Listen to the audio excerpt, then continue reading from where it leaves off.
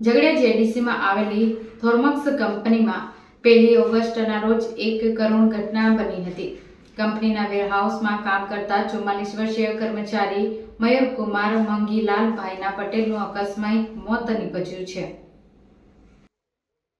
ઘટના અનુસાર મયુરકુમાર અને તેના સાથી કર્મચારી નિગમ લલનભાઈ સિંહ વેરહાઉસમાં રિસ્ટિક ગાડીના હાઇડ્રોલિક ઉપર પિંજરું મૂકીને તેમાં ઊભા રહી માલ સામાનનો સ્ટોક ગણતરી કરી રહ્યા હતા. આ દરમિયાન અચાનક પિંજરું નમી પડતા બંને કર્મચારીઓ આશરે 10 ફૂટની ઊંચાઈથી નીચે પટકાયા હતા. અકસ્માતમાં મયુરકુમારે માથાના પાછળના ભાગે તથા જમણા પગના ઘૂંટણના નીચેના ભાગે ગંભીર ઇજાઓ થઈ હતી, જેના કારણે તેમનું ઘટના સ્થળે જ મોત નીપજ્યું હતું.